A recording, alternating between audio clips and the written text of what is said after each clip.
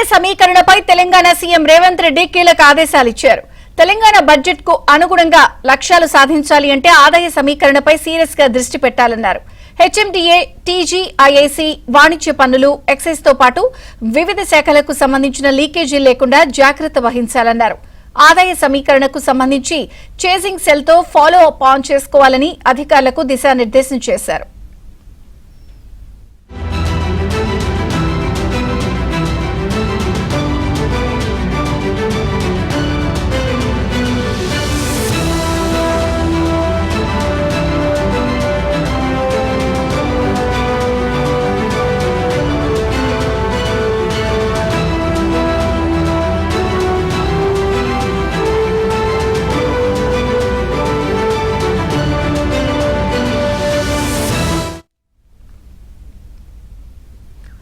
ఆదాయ సమీకరణపై తెలంగాణ సీఎం రేవంత్ రెడ్డి కీలకమైన ఆదేశాలు ఇచ్చారు.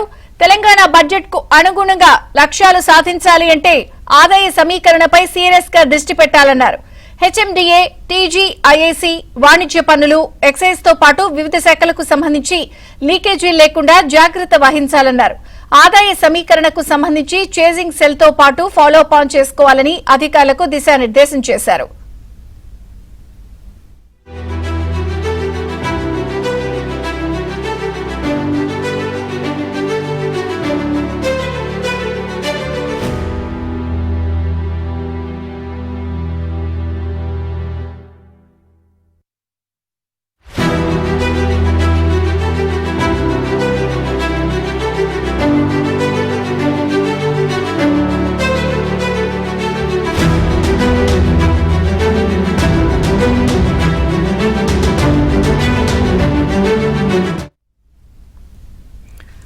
ఆదాయ సమీకరణపై తెలంగాణ సీఎం రేవంత్ రెడ్డి కీలకమైన ఆదేశాలు ఇచ్చారు. తెలంగాణ బడ్జెట్ కు అనుగుణంగా లక్ష్యాలు సాధించాలంటే ఆదాయ సమీకరణపై సీరియస్ గా దృష్టి పెట్టాలన్నారు.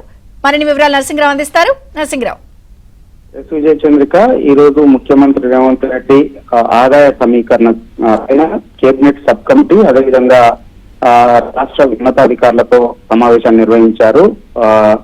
ఈ సమావేశంలో కొన్ని కీలకమైనటువంటి ఆదేశాలని జారీ చేశారు ముఖ్యమంత్రి రేవంత్ రెడ్డి. సో రాష్ట్ర బడ్జెట్ కు అనుగుణంగా అభివృద్ధిని సాధించాలంటే, లక్ష్యాలను సాధించాలంటే సో అందుకు అనుగుణమైనటువంటి అందుకు అవసరమైనటువంటి ఆదాయాన్ని సమకూర్చుకోవాల్సినటువంటి అవసరం ఉంటుంది. సో ఆదాయం ఉంటేనే, రాష్ట్ర ఖజానా ఉంటేనే బడ్జెట్ అనుగుణంగా లక్ష్యాలను సాధించుకోగలుగుతాము, అభివృద్ధి పనులను చేయగలుగుతాము. కానీ ఆ సమీకరణ చేసుకోకపోతే, ఆదాయ సమీకరణ చేసుకోకపోతే అనుకున్నటువంటి లక్ష్యం వైపు సాగలేము. కాబట్టి సీరియస్ గా అధికారులు ఆదాయ సమీకరణ పైన దృష్టి పెట్టాలని చెప్పి ఆదేశించారు. సో ఈ సమావేశానికి ఇటు భట్టి విక్రమార్కతో పాటుగా ఉత్తమ్ కుమార్ రెడ్డి ఉన్నతాధికారులంతా కూడా హాజరయ్యారు. ఈ సమావేశంలోనే కీలకమైనటువంటి ఆదేశాలు జారీ చేశారు. ఇటు హెచ్ఎండిఏ కావచ్చు, ఇటు టీజీఐఐసి కావచ్చు, కమర్షియల్ ట్యాక్స్ కావచ్చు, ఎక్సైజ్ శాఖ కావచ్చు, ఈ శాఖలన్నీ కూడా ఎక్కడా కూడా లీకేజీలు రాకుండా వచ్చే ప్రతి పైసా కూడా ఖజానాకు వచ్చే విధంగా, వాటిని అభివృద్ధికి వినియోగించుకునే విధంగా తగినటువంటి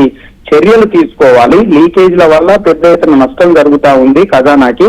కాబట్టి ఎక్కడ లీకేజీలు కాకుండా చూసుకోవాలి. ఇటు హెచ్ఎండిఏ కావచ్చు, టీజీఐఐసి కావచ్చు, కమర్షియల్ ట్యాక్స్ కావచ్చు, ఎక్సైజ్ శాఖ అధికారులు కావచ్చు, దానిపైన సీరియస్ గా దృష్టి పెట్టాలని చెప్పి కూడా ముఖ్యమంత్రి రేవంత్ రెడ్డి ఆదేశించారు. సో అందుకోసము ఈ ఆదాయ సమీకరణ కోసము చేసింగ్ సెల్ అనేటువంటిది ప్రత్యేకంగా ఏర్పాటు చేసుకొని దాంతో నిరంతరము ఫాలోఅప్ చేసుకోవాలి ఈ ఆదాయానికి సంబంధించి అని చెప్పి కూడా ముఖ్యమంత్రి రేవంత్ రెడ్డి ఆదేశించారు.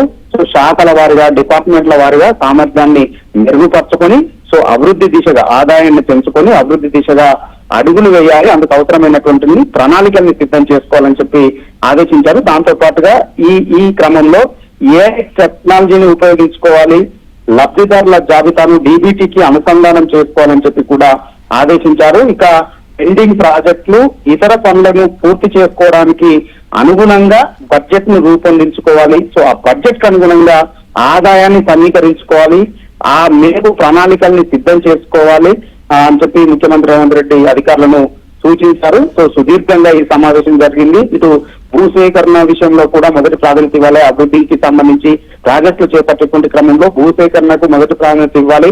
సో భూసేకరణకు అవసరమైనటువంటి నిధుల్ని గ్రీన్ ఛానల్ ద్వారా రిలీజ్ చేసే విధంగా చర్యలు తీసుకోవాలి అని చెప్పి ముఖ్యమంత్రి రేవంత్ రెడ్డి ఆదేశించారు. ఈ సమావేశము చాలా సుదీర్ఘంగా సాగింది. అనేక దీనితో పాటుగా ఇంకా కీలకమైనటువంటి ఆదేశాలను ఇచ్చారు, సూచనలు చేశారు. Vijaya Chandrika. Okay Narasimharao, thank you.